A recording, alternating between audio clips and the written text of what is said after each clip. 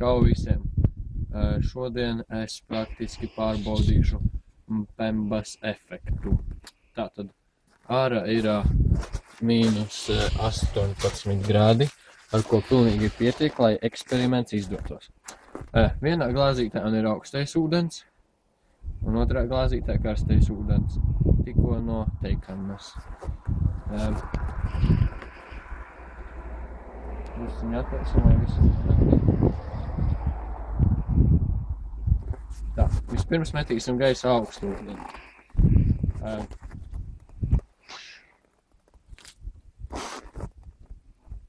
Pilnīgi slapjš un šķidrs.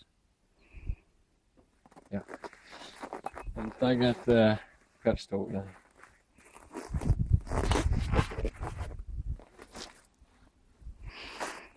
Wow! Nešķidrs.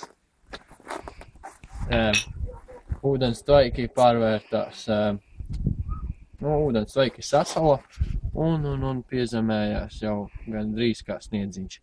Tātad karsts ūdens sasalst ātrāk. Viss. Viss.